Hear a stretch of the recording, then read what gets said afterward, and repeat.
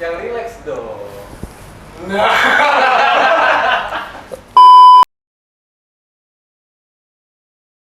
Welcome back Artisan di Pranto Premier Millennial Talk Show. Hey! Di siang hari ini kita kedatangan satu project director dari proyek yang lumayan jauh dari Jakarta, yaitu Mas Fikri Farobi dari proyek Grand Central Bogor, member of LRT50. Selamat siang Mas Fikri Farobi. Halo, selamat siang.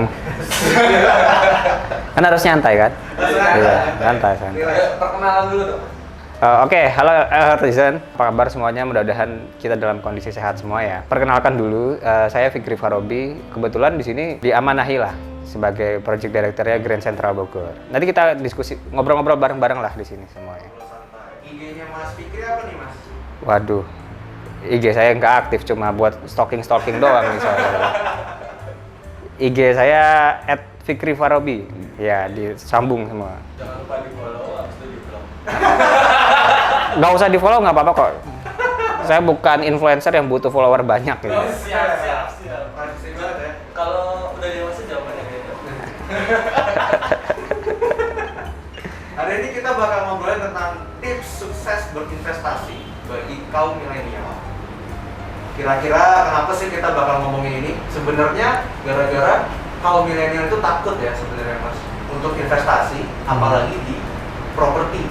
Iya, kalau bisa dibilang ya saya juga termasuk milenial lah ya.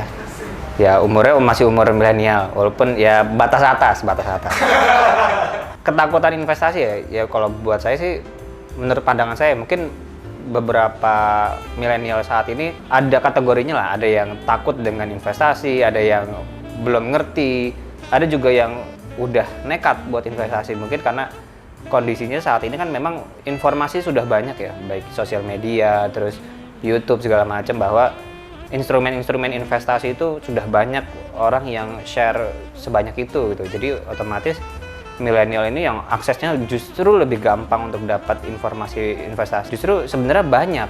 Cuma pertanyaannya adalah sudah benarkah, sudah tepatkah investasinya gitu. Dengan keterbatasan modal yang dipunya, terus kemudian tujuannya dia investasi itu untuk apa? Mungkin yang itu yang perlu kita perjelas sebenarnya gitu. Kayaknya yang lagi heboh itu yang banyak startup juga yang sudah terbangun itu yang investasinya tuh lebih ke arah reksadana kan sekarang itu. Kayak mulai dari reksadana, mulai dari 10.000 misalkan. Hal-hal yang dulu itu hal-hal yang mustahil sebenarnya. Kalau sekarang itu gampang gitu. Jadi otomatis orang-orang yang milenial terutama yang gampang mengakses itu, orang larinya ke sana semua gitu loh. Akhirnya terlalu gampang untuk terlalu gampang untuk investasi, cuma 10.000 doang gitu. Padahal kalau investasi 10.000, memang kalau cuma ngomong 10.000 doang, ya hasilnya berapa sih gitu kan. Tapi kan kalau kita tabung terus pasti banyak. Tapi seberapa lama sih gitu kan. Gitu. Karena prinsipnya kan sebenarnya yang namanya invest itu kan kita harus ini kan, harus dipaksa. Kalau nungguin niat ya nggak akan ada niat tuh sebenarnya. Kalau nungguin ada duitnya, kapan kita ada duitnya gitu. Kalau sekarang kan karena udah ada istilahnya yang mulai dari 10.000, ya orang semua akan berani untuk invest. Nah prinsipnya itu, intinya ada fasilitasnya, ada yang mewadahi, terus ada informasi yang bahwa investasi ini menguntungkan loh, pasti orang akan lari semua ke situ. Nah ini yang terjadi untuk milenial. Tapi sadarkah ada investasi lain yang lebih menguntungkan? Nah itu pertanyaannya. Menjurus sekali ya Mas ya? Iya betul. Nah kalau dari pandangan Mas sendiri nih, kenapa sih harus investasi properti?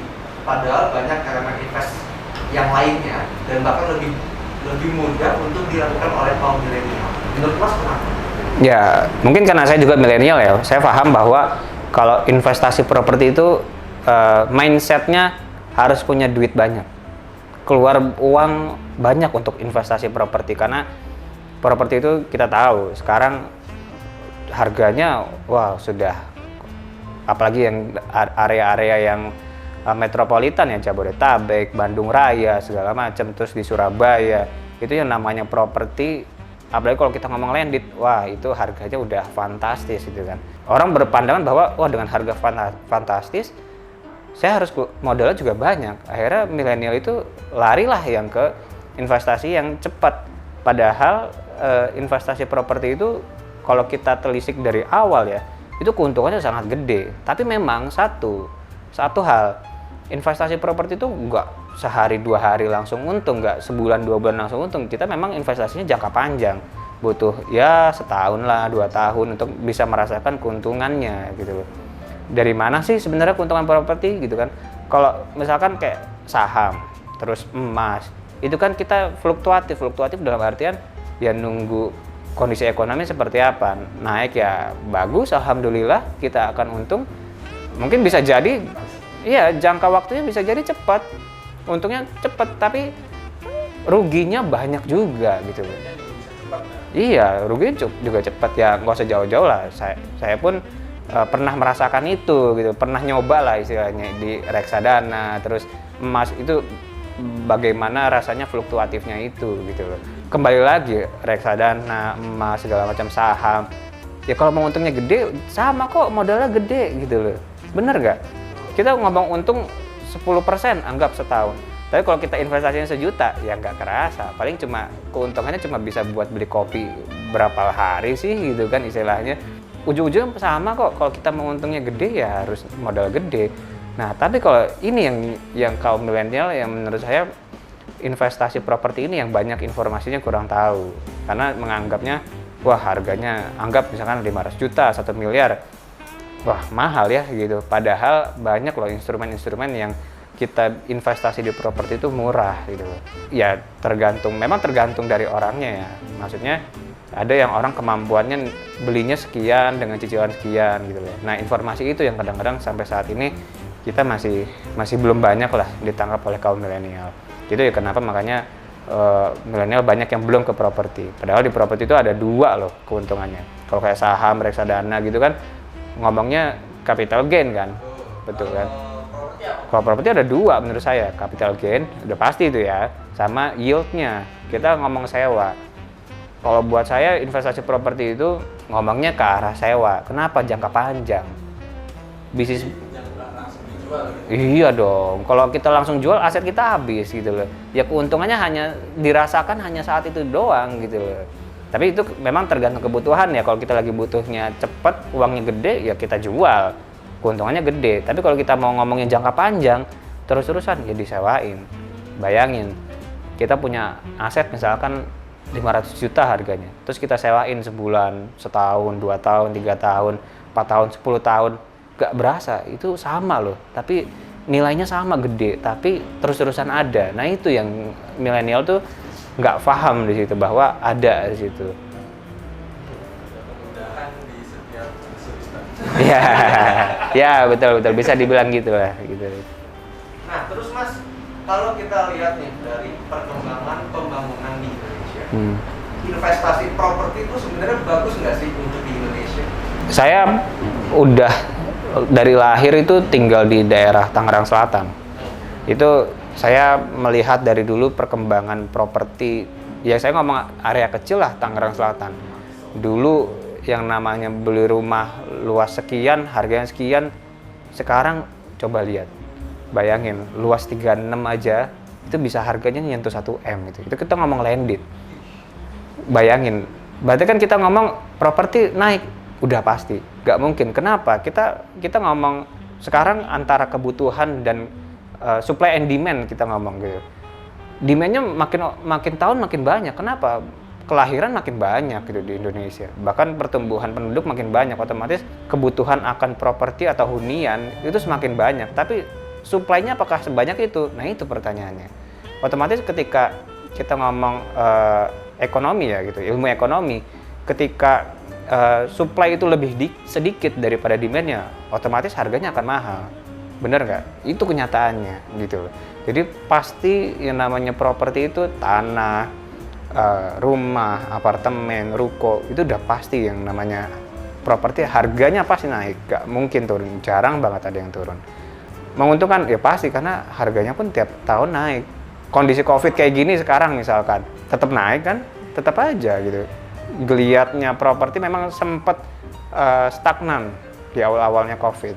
Tapi sekarang sudah terlihat bahwa geliatnya investasi properti ini udah mulai naik gitu. Jadi nggak pernah ada kata jatuh, bukan turun ya. Turun pasti. Mungkin ada kondisi beberapa saat ya, beberapa tahun sekali banyak pakar ngomong pasti akan turun gitu. Turun dalam artian bukan berarti harganya turun, tapi minatnya yang turun. Karena kondisi politik misalkan, kondisi ekonomi, itu yang minatnya orang untuk membeli properti akan turun. Sehingga ketika demand-nya turun, supply-nya tinggi, otomatis harga akan stagnan. Nggak mungkin turun, pasti akan stagnan. Nggak mungkin dong kita menggerus laba, perusahaan nggak mungkin menggerus laba, tapi pasti akan harganya stagnan. Nah, di saat-saat itulah kita beli gitu. Jadi ketika demand-nya udah mulai naik lagi, politik itu udah mulai stabil, otomatis ekonomi juga udah mulai meningkat, demand untuk investasi properti tinggi dong. Nah, otomatis supply-nya akan stagnan dong. Bangun hunian itu rumah, apartemen nggak sebulan 2 bulan, kan butuh waktu yang lama. Otomatis demand-nya tinggi, supply-nya tidak bisa membandingi demand-nya. Akhirnya harga akan naik lagi. Jadi siklusnya akan gitu terus, stagnan, naik, nggak akan turun. Adanya mungkin lebih ke stagnan. Iya, stagnan karena beberapa kondisi lah ya, COVID, kondisi biasanya ketika lagi mau ada pilpres kayak gitu, biasanya itu kondisi di mana itu stagnan, orang yang mau invest properti itu wait and see, dalam artian bagaimana kebijakan pemerintahan berikutnya nih terhadap properti, kan seperti itu. Jangan sampai stagnan terus, kan tidak menguntungkan kan gitu istilahnya. Itu ada perbedaan besar antara investasi properti sama reksadana, forex, emas dan lain-lain. Iya. Kan yang namanya investasi itu kan kalau menurut saya ya, prinsipnya satu hal, sabar. Kalau kita pengen cepet, ya jangan investasi lah gitu. Kalau mau cepet jadi reseller aja, jualan. Cepet loh ya kan? Kita nggak perlu mikirin produksinya gimana, jadi reseller aja, untung kan gitu loh. Nah kalau di investasi properti balik lagi, ya keuntungannya itu banyak, asalkan kita sabar. Sama lah kayak saham, reksadana, emas. Memang cuma sebulan 2 bulan langsung untungnya gede, kayaknya nggak banyak lah gitu. Walaupun ada, tapi pasti resikonya juga gede juga kan gitu istilahnya. Saya ngelihat teman-teman saya tuh yang rajin investasi di reksadana, di saham. Kalau saya lihat-lihat tuh di Instastory selalu ngomong, wah ini udah garis merah, ini udah waktunya nahan diri kayak gitu kan. Otomatis ada resiko lah di situ, bahwa kadang naik, kadang turun. Kadang-kadang juga kalau kita ngomong ketika naik nih, apakah langsung kita jual? Kan pasti ngomongnya mudah-mudahan besok naik lagi kan gitu istilahnya. Sama aja, taunya besok turun terus nyesel. Nah kan gitu.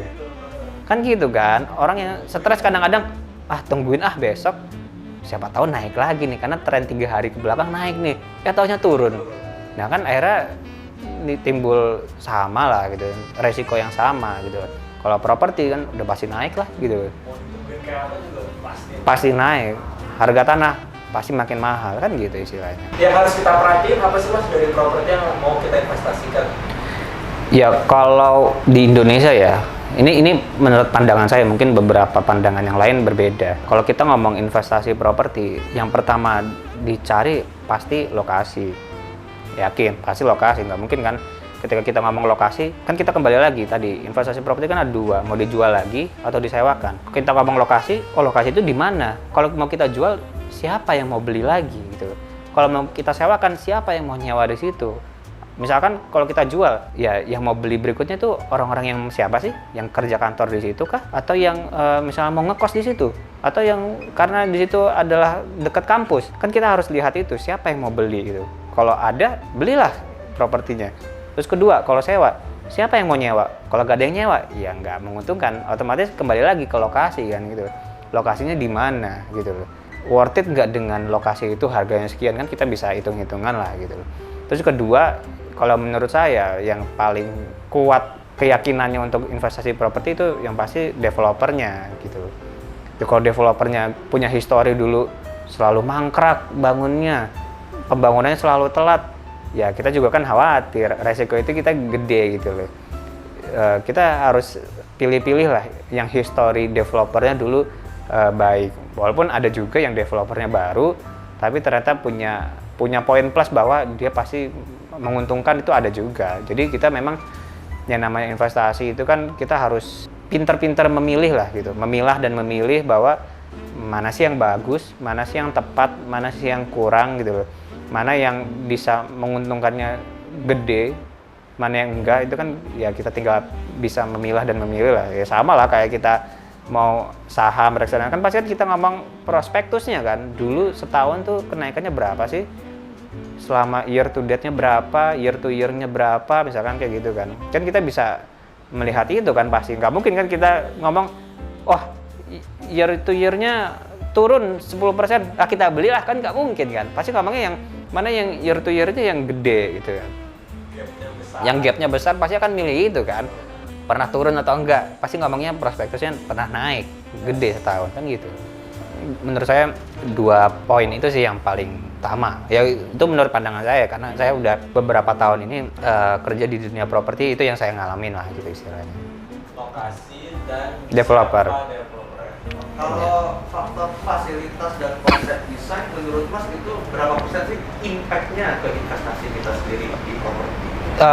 Kalau fasilitas sih pasti ya, itu menjadi keharusan ya, menjadi standar lah gitu, standar. Ketika misalkan contoh kita beli apartemen, yang namanya fasilitas kolam renang itu kan udah kepastian lah, harus ada gitu kan. Terus ada sarana berkumpul dan segala macam, itu kan udah pasti. Jadi kayak itu sebagai poin plus aja sih sebenarnya kalau menurut saya. Jadi kayak ada yang menjadi keharusan, ada yang menjadi poin plus. Jadi itu cuma nomor yang kesekian untuk menjadi emosi kita untuk menjadi beli atau enggak, karena lebih ke arah emosional aja sih sebenarnya gitu.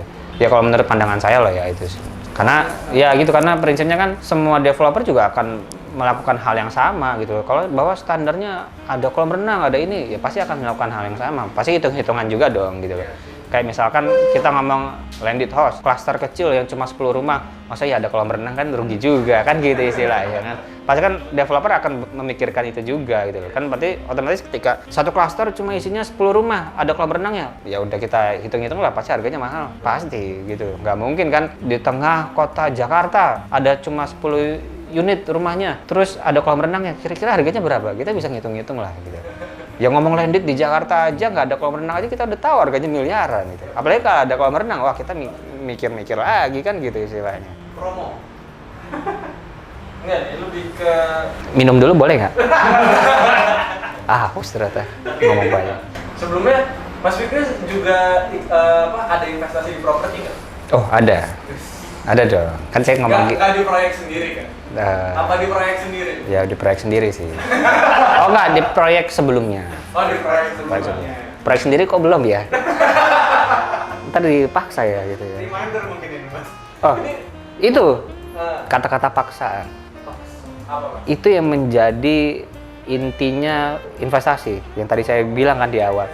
Kalau kita mau investasi harus dipaksa. Harus dipaksa. Kalau nggak paksa nggak mulai-mulai. Seriusan. Kalau coba kita perhitungan kan, mau investasi sebulannya berapa ya, misalkan cicilannya. Misalkan cicilannya 5 juta. Oh gaji saya cuma 10 juta. Nggak sanggup deh. Padahal harusnya bisa ya, cuma tinggal kita hidup sesuai apa yang kecukupannya aja. Dapat loh 5 juta gitu kan. Istilahnya kita dapat loh properti gitu. Walaupun kita harus bersabar untuk bisa mendapatkan aset itu sampai berapa tahun sih kan gitu istilahnya. Gitu. Ya harus dipaksa. Saya juga punya properti sebelumnya, ya harus maksain diri, kalau enggak ya nggak punya kan gitu istilahnya. Berarti itu termasuk tips nih Mas, memaksa diri. Memaksa sesuai kemampuan. Jangan gajinya 10 juta, nyicilnya yang 12 juta, ya hidupnya dari mana kan gitu istilahnya. Tapi sesuai kemampuan, misalkan kan kita bisa hitung-hitungan. Misalkan gini, kita punya gaji 10 juta, enggak gitu. Biaya hidup transportasi kan kita bisa hitung ke kantor seperti apa, berapa, anggap 2 juta. Terus kita juga tetap harus nabung loh ya gitu kan. Yang masih jomblo-jomblo kan mau biaya nikah kayak gitu kan. Terus yang udah nikah pasti kan membiayai untuk anaknya nanti kan gitu kan. Ya prinsipnya kan kita hitung-hitungan, oh ternyata spending money untuk ke arah investasi itu sekian ya gitu. Nah kita cari dari yang nilainya sekian, properti yang mana sih gitu istilahnya. Itu bisa hitung-hitungan kok gitu kan. Kan kalau di setiap developer itu kan ada istilahnya sales representatif. Ya kita bisa tanya, nih budget saya sekian, bisa nggak? Kalau nggak bisa, cari yang lain, gitu loh. Kalau bisa ya, terus kita nilai, pilih-pilih lagi tadi, bener nggak ya properti yang ini, gitu loh, berdasarkan kriteria yang tadi, terus historinya gimana dulu, gitu. Kalau ternyata iya, cobalah, gitu loh. Kalau nggak berani nyoba untuk maksa ya, nggak akan pernah tahu rasanya, gitu loh. Gitu. Walaupun tetap ya yang namanya investasi kan punya resiko, bukan berarti investasi pasti untung gitu. Ya kita punya resiko gitu kan. Tadi ngomong mau dijual lagi, ya yang namanya dijual juga nggak semudah itu kan, nggak kayak kita jual Indomie kan gitu istilahnya, kita gampang jualnya ya, karena harganya murah dan itu menjadi kebutuhan premier kan gitu. Kalau ini kan kita investasi kan kebutuhan tersier kita bilang gitu kan. Jadi ya kita harus bisa memahami resikonya yang ada gitu. Bahwa tetap yang namanya semua investasi apapun itu pasti ada resikonya. Nah, menurut pandangan Mas, berarti mungkin nggak sih Mas sebagai milenial tuh kayak ibaratkan umur 20 deh, umur 20 tahun tuh udah bisa nggak sih untuk dia investasi properti? Bisa banget. Caranya gimana Mas? Ya kita prinsipnya kan kembali ke kemampuan ya, kita kembalikan tadi ke kemampuan. Kalau kita merasa mampu dan siap untuk terpaksa investasi pasti akan bisa gitu loh. Ya jangan sampai di luar batas kemampuan aja gitu istilahnya. Toh sekarang milenial itu kan kreativitasnya kalau menurut saya itu wah itu bagus banget, kreativitas anak milenial zaman sekarang. Luar biasa banget. Saya punya tim itu anak-anak milenial itu wah itu luar biasa idenya, luar biasa kreativitasnya gitu loh. Cuma yang kurang adalah paksaan untuk ikut investasi itu gitu loh. Untuk memulainya gitu loh. Saya udah ngerasain memulainya tertarik kok untuk lanjut gitu kan istilahnya. Dulu yang bikin Mas kemauan untuk terpaksa itu apa Mas? Dulu sih karena awalnya dipaksa sama atasan sebenarnya. Tuh, benar seriusan. Kita cek nggak atasan? Kita ngomong paksaan itu kan bukan dari diri sendiri doang kan, pasti dari orang lain juga gitu loh. Dulu karena dipaksa, ayo mulai. Iya deh gitu loh. Akhirnya hati tuh ngomong iya gitu loh. Gak apa-apa deh gitu kan. Paksa akhirnya ya istilahnya ngerasain bahwa oh iya dulu kalau nggak dipaksa ya nggak akan mulai loh gitu istilahnya. Berterima kasih dulu dengan paksaan, seriusan dengan paksaan itu akhirnya ketika udah berkecukupan dan ada ya mampu sedikit gitu, lebih sedikit ya berusaha untuk spending ke arah yang untuk masa depan kan gitu istilahnya. Itu sebelum pas sesudah nikah? Tahun berapa ya? Saya lupa. Setelah nikah kalau nggak salah. Oh setelah nikah ya? Setelah nikah, baru setelah nikah. Tapi itu udah investasi properti itu? Iya. Awalnya nggak bilang istri tuh. Karena dipaksa sama atasan? Iya, akhirnya bilang juga, kan aset bersama kan jadinya. Tapi kan pasti nggak marah dong Mas? Oh enggak, karena ngomongnya Aset bersama? cuan nanti. Pasti jadi cuan? Iya, pasti dong. Kalau nggak cuan, suruh jual saat itu juga gitu kan. Dengan keuntungan yang seadanya kan gitu istilahnya. Berarti tinggal di proyek Mas sendiri nih ya? Iya dong. Oh iya. Oke. Ntar dipaksa berarti ya. Oke, siap. Oke. Coba diupload sekarang nih, nanti kita disuruh dipaksa untuk sendiri. Loh, bener harus dipaksa. Oh iya, siap. Ya, nah yang di sini nih harus proyeknya bagus kan? Oh betul. Oh iya bagus. Nah, ini tips lagi yang anak milenial ngomong, saya belum mampu gitu. Padahal investasi properti itu bisa barengan. Maksudnya gimana? Yes, kepemilikannya bisa barengan. Oh. Misalkan 2 orang, 3 orang gitu. Misalkan gini, kita ada 3 orang, spendingnya masing-masing cuma 3 juta misalkan. Masing-masing 3 juta. Berarti kalau kita kumpulin jadi 9 juta dong. 9 juta jadi 1 unit properti, itu kan bisa menjadi sesuatu yang bisa diinvestasiin juga dong. Ya tinggal keuntungannya bagi 3. Kan bisa. Dijual atau disewakan? Iya, betul. Itu tips and trick. Loh, itu kan cara yang paling gampang kan. Misalkan oke lah nggak rata 3 juta. Oh, misalkan 3 orang itu saya sanggup 2 juta, ada yang sanggup 5 juta, ada yang sanggup cuma 1 juta. Ya kumpulin kan jadi berapa? Itu udah bisa dapat properti mungkin di tengah Jakarta kali gitu loh misalnya. Ini persentase aja ya? Iya, gitu loh. Itu sangat bisa saat ini gitu loh. Itu Pikiran lo ini gue Jadi bentuk usaha ya? ya kan jadi misalkan gini, dengan bertiga gitu. Misalkan kita jual gitu awalnya, dapat untung sekian. Lah untungnya itu jangan dipakai untuk foya-foya, investasi lagi gitu loh. Yang mungkin tadinya bertiga Terus karena dijual pertama, akhirnya bisa masing-masing. Dari masing-masing tadi cuma satu, punya 2, punya 3, punya 4, kan nggak berasa gitu loh. Ya semua yang namanya punya uang banyak itu kan nggak langsung tiba-tiba banyak kan, pasti pelan-pelan gitu loh. Caranya itu sabar, makanya sabar. Jangan emosi pengennya, wah pokoknya keluar 100.000 bulan depan harus jadi 1 juta ya jangan Ini harap. kayak penyakit kita sebagai milenial tuh ya, wah udah habis 10 juta nih di sini, baliknya kapan ya? Itu sih yang momok kayak menakutkan gitu. Sebenarnya cicilannya tuh bisa kecil nggak sih mas?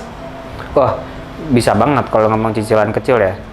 Developer itu terutama developer besar ya, pasti dia akan kerjasama dengan bank. Itu untuk kredit kepemilikan properti istilahnya. Kredit kepemilikan properti itu kan bahkan bisa 15 tahun, 25 tahun, bahkan kita ngomong bisa 30 tahun bahkan. Ya sesuai dengan kriteria dan syarat dan ketentuan ya gitu ya. Otomatis ketika anggap 500 juta, kalau kita nyicil cuma 3 tahun ya berasa lah gedenya tiap bulan. Coba kalau kita hitung 15 tahun, 20 tahun, ya per bulan berapa sih? Paling gitu loh, nggak nyampe 3 juta mungkin gitu loh. Yang tadi ngomong, saya bilang bertiga, ada spendingnya 2 juta, 1 juta, 5 juta. Ya namanya 3 juta ya nothing lah. Pasti akan bisa dapat harga yang mungkin yang 1 miliar misalkan gitu loh. Ya mungkin lokasinya lebih dekat ke Jakarta, misalkan yang marketnya lebih banyak, misalkan gitu istilahnya. Itu kan sesuatu yang sangat memungkinkan. Yang itu yang kadang-kadang, ya itu ngomongnya, wah gede modalnya. Padahal sebulan bisa kok cuma segitu. Ya kalau nggak sanggup ya berdua lah, bertiga lah gitu. Ya tinggal bikin perjanjian bersama bahwa kita investasi di unit ini ya sekian. Nanti kalau dijual keuntungannya sekian, ya baginya berapa persen gitu. Ini tips yang paling out of the box. Out of the box ya sih benar. Gak pikiran soal buat patungan sama teman pikirannya. Oh ya, kalian bertiga kan? Nah tuh. Gitu, invest lah bertiga. Gimana kalau investor kita berempat ini? Lebih enteng kan? Boleh, sekarang. 10% bagi 3, 90% ada yang Sekarang nih. boleh nih mas? Di GCB. Iya GCB dong. Ya lu salah nanya lah kalau misalnya di sini gimana? Jadi 2 berarti bro. GCB 1, di sini 1. Ya GCB dulu. GCB dulu. Kan bintang tamunya saya. Siap. Jadi GCB dulu. Nah info dong mas, di GCB sekarang ada promonya apa aja mas? Yang memudahkan milenial untuk setidaknya memulai Untuk investasi. Ya, Mulai investasi. kalau promonya saat ini kan kalau ke bank itu kita ada KPA istilahnya. KPA itu kalau diasumsiin anggap 15 tahun aja dengan kita beli unit studio gitu. Ya kurang lebih 4 jutaan, 5 jutaan, bahkan sekarang ada promo 3 jutaan selama 3 tahun. 3 jutaan Selama 3 tahun. Bayangin, berarti yang tadi spendingnya 3 juta mau bertiga aja sendirian bisa kok. Tapi ada kebingungan, di tahun keempat ntar nggak 3 juta lagi. Loh, emang kerja tiap tahun gajinya nggak naik? Kan pasti naik. Jadi mungkin 3 tahun pertama kita akan struggling dengan 3 juta. Kita paksa dengan 3 juta. Kan tahun keempat gaji kita udah berapa? Mungkin jabatannya udah naik, udah jadi manajer. Untuk spending money di atas 3 juta, 5 jutaan gitu ya udah kuat lah, udah sanggup lah gitu misalnya. Coba sekarang milenial zaman sekarang. Title-nya udah CEO, udah founder misalkan gitu kan, terus udah manajer mungkin sekarang gitu. Kayak di tempat saya aja, manajer-manajer itu umurnya masih di bawah 30 gitu loh. Karena milenial zaman sekarang kesempatannya untuk naik itu tinggi. Kenapa? Karena kreativitasnya gitu. Jadi kepercayaan dari atasan itu banyak gitu loh. Tinggal kita memanfaatkannya atau enggak kan gitu sih. Jadi promonya apa mas? Itu aja atau ada lagi mas? Oh ada lagi dong pasti. Apa aja? Ya selain dari Memudahkan juga kan? Cocok kan? wah mudahin banget. Kalau misalkan merasa nggak mau kalau KPA karena lama 10 tahun 15 tahun gitu, saya mau yang cepat aja deh. Ada yang cicilannya ke developer langsung itu selama 3 tahun gitu. Memang spending money per bulannya lebih gede ya. Kalau memang kurang sanggup ya itu tadi contoh saya bisa bertiga berdua gitu loh sama teman-temannya gitu loh. Nanti ketika sudah waktunya untuk pilihannya tinggal 2, mau disewakan tapi kita akan jangka panjang keuntungannya akan terus-terusan ada, atau mau langsung dijual karena untuk modal investasi berikutnya silahkan. Dan prinsipnya satu lagi, ada satu lagi. Ini tips lagi. Kita misalkan nyicil 3 tahun, yang namanya investasi properti belum nyampe 3 tahun udah bisa kita jual loh. Oh. Bener nggak? Bener. Emang gitu? misalkan kita beli properti harganya 500 juta gitu, kita nyicil 3 tahun misalkan, kita baru 2 tahun kan berarti kita belum bayar 500 juta dong. Ya paling ya kurang lebih ya udah bayar ya 300-an lah sampai 400. Tapi kita jual, kita belum ngeluarin 500 juta tapi kita udah dapat untung, bener gak? Dulu kan harapannya misalkan kita dengan beli harga 500 juta keuntungannya 10%, berarti berapa? 50 juta ya kan? Itu kan 50 juta gitu. Oke, kita baru bayar 300 atau 400 juta, terus kita jual, untungnya sama 50 juta anggap gitu. Kan berarti bukan 10% lagi kan dari uang yang kita keluarkan. Bener nggak? Lebih berarti ya banyak lah. Banyak lah gitu, di atas 10% kan gitu. Di atas 10% itu. Ya gitu contohnya. Investasi properti itu ketika ngomong harga 500 juta, ya belum tentu harus keluarin sampai dengan 500 juta kan. Mungkin bisa itu kalau dijual. Kalau disewakan ya iya harus lunas dulu. Harus lunas, bangunan udah jadi, serah terima, ya kita sewakan gitu. Bahkan ada beberapa developer itu ada instrumen namanya pinjam pakai. Pinjam pakai itu konsumen itu belum lunas tapi sudah diserah terimakan dalam artian sudah bisa dimanfaatkan. Kalau bangunannya udah jadi ya gitu. Jadi misalkan biasanya persyaratannya pembayaran minimal 80% gitu. Misalkan contoh, salah satu contoh. Jadi kita baru bayar 80% nih. Kita pinjam pakai, kita sewain aja, ya kan? Uang sewanya bisa buat cicilan per bulan kan gitu. Kita cuma dengan bayar 80%, sisanya dibayarin oleh orang lain istilahnya gitu. Kan itu yang kadang-kadang kita nggak tahu bahwa ada loh caranya kayak gitu. Nggak kelihatan karena istilahnya mungkin zaman dulu nama investasi properti orang-orang yang sudah berumur lah, yang sudah mampu, yang sudah mapan gitu karena nilainya gede. Padahal nggak juga gitu. Padahal ternyata ngelihat perkembangan sampai sekarang pun ternyata milenial ya umur 20-an aja sebenarnya udah bisa ya Mas. Iya, udah bisa banget gitu. Properti ya. Iya. Nah Mas, sama mau nanya nih, kalau di The Premier waktu pertama kali launching sampai dengan detik ini kenaikan harganya tuh sekitar 100 juta.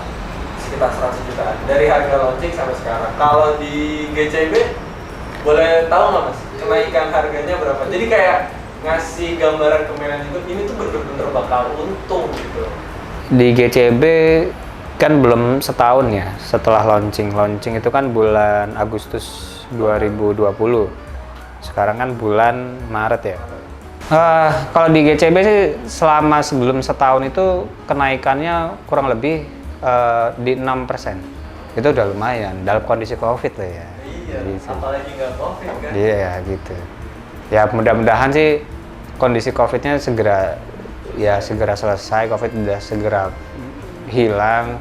Terus kemudian geliat properti juga sudah semakin membaik, akhirnya yang namanya capital gain per tahunnya itu bisa menggeliat lagi lah bahwa lebih meyakinkan investor atau konsumen itu supaya bisa beli lagi gitu. GCB di mana sih Mas? Kasih tahu dong. Oh iya, dari Mana? tadi ngomongin promo, saya belum menjelasin GCB itu apa, di mana gitu ya. Ya, GCB itu orang ngomong GCB doang nggak tahu apa GCB. Namanya Grand Central Bogor. Ini kita bagian dari LRT City. Itu lokasinya ya karena tadi ada nama Bogor ya, berarti di Bogor kan. Gitu. Nggak mungkin kan kalau di tempat lain gitu. Lokasinya di pusat kota Bogor. Ini kita apartemen satu-satunya di kota Bogor yang ada di pusat kota Bogor. Satu-satunya apartemen yang ada di pusat kota Bogor. Lokasi kita persis di depan stasiun Bogor, stasiun KRL Bogor. Kan kalau Premier MTH stasiun Cawang, ya kan? Kalau kita stasiun Bogor gitu. Satu jalur kan, Cawang sama Bogor gitu.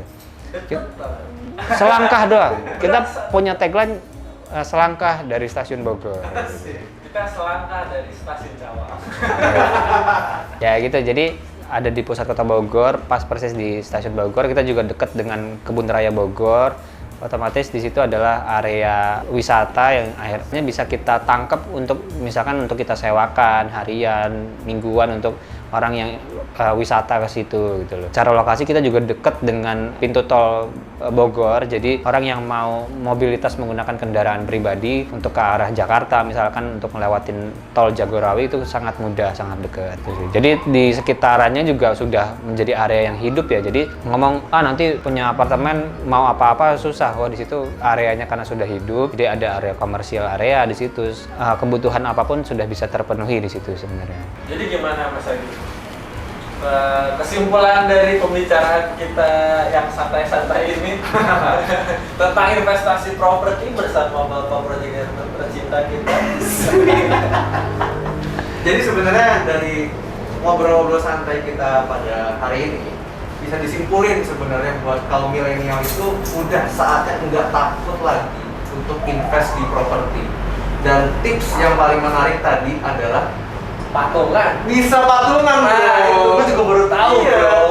Investasi properti itu ternyata bisa patungan. Kita bisa ajak 3-4 orang orang kita untuk patungan beli properti di mana gitu ya. Mungkin misalnya di LRT City lah gitu kayak gitu ya. Pastinya. Nah, nanti terserah tuh mau akhirnya bisa dijual lagi atau mau disewain. Yang pasti cuannya bisa dibagi 3 atau 4 orang. Kalau bisa kita dapat berapa, kita bisa pakai lagi buat investasi lagi tapi ya. Iya. Jangan difoya-foyain. Agar jadi banyak ya. Agar jadi Karena penyakit banyak. kita emang itu sih, Iya lebih sih. ke foya-foya. Iya. Ini jadi belajar. Setuju sih gue. Iya, iya, iya. Jadi kita belajar sekarang ternyata. Ya, milenial itu ada satu yang sifatnya sulit untuk dihilangkan. Itu konsumtif. Konsumtif. Gitu. Foya-foya dan emosional.